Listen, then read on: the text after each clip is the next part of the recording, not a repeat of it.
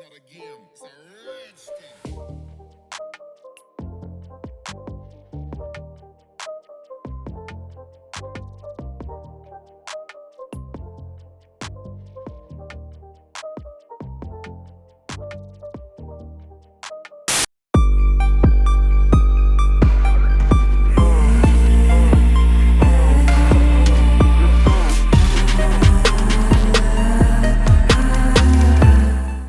Hello, and welcome to Crime Time with the EZ. Yes, the King, where we turn criminals into the roaches that they are, and then stomp on them, or make them disappear.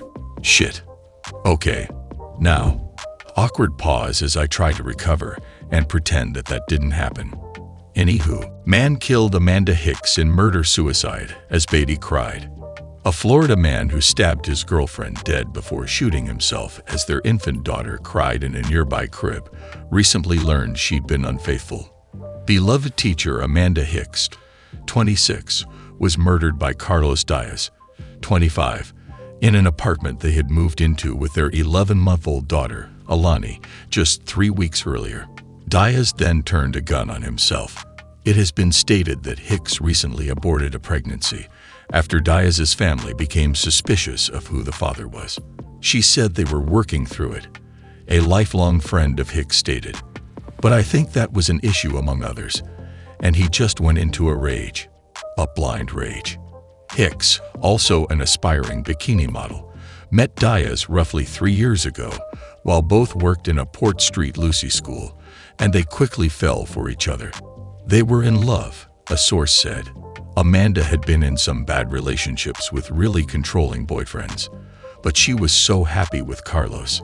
They were both really passionate about teaching and kids. They bonded over that. Hicks, who never knew her father, lost her mother after a protracted battle with cancer several years ago. Shortly after their relationship started, she moved in with Diaz and his parents in a small apartment. While heated arguments, often fueled by alcohol, would flare between the two, Hicks' friends felt she had finally settled on a worthy partner.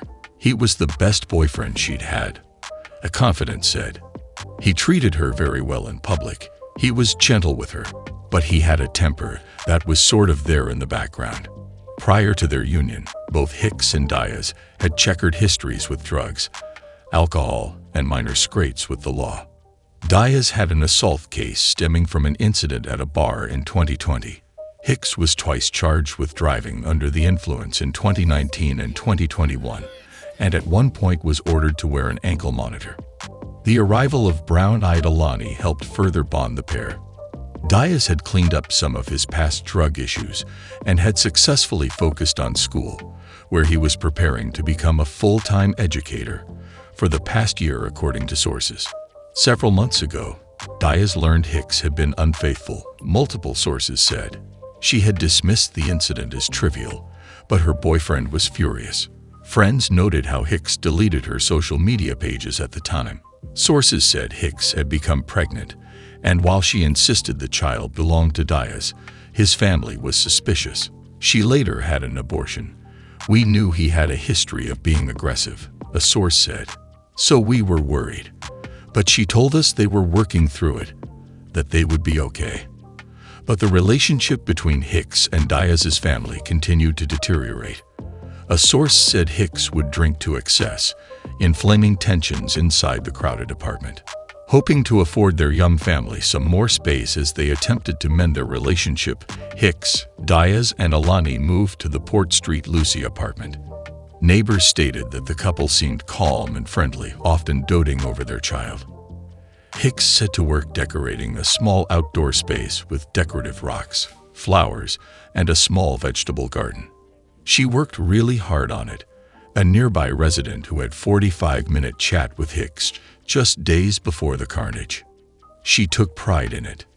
Hicks casually conversed about her role as a reading teacher, telling neighbors that she found it challenging to motivate students, but was still deeply committed to their education. Others said there were no overt signs of strife between the new arrivals, although they would sometimes alternate between chatty and oddly reserved from day to day. But while outward appearances seemed tranquil, Diaz, a source said, was devising a way out. He wanted full custody of the baby and was trying to sort out how to do that, the source said. She didn't know, but he was going to separate from her.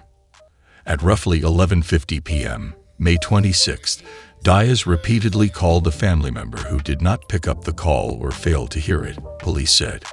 Roughly an hour later, a neighbor reported hearing piercing screams as a thunderstorm raged outside. "We figured it was just a fight. You get a lot of that around here," one nearby resident stated. At 12:47, another resident's Ring camera system captured the crack of what sounded like a gunshot. "There was so much rain and thunder that night," said a resident who spoke to that neighbor. He didn't call police. He said he wasn't sure what it was. Concerned that Diaz was not answering his phone the following morning, a relative had police conduct a welfare check. Cops eventually kicked down their locked front door after hearing Alani's faint cries from inside the apartment. There, they found Hicks stabbed to death and Diaz several feet away, deceased from a gunshot blast. The wailing baby was still in her crib just a few feet away from her parents. She has since been placed with Diaz's parents. "We are all still processing," a friend of Hicks said. "We're in shock. We can't believe that he would do this. That beautiful baby was the spitting image of both of them. It's just tragic."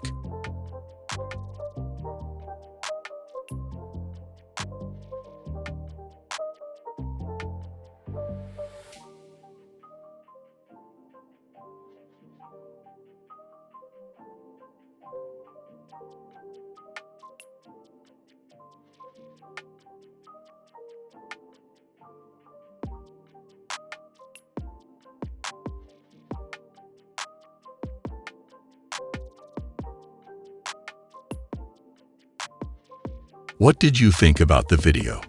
Please comment below, and please keep all involved in your prayers.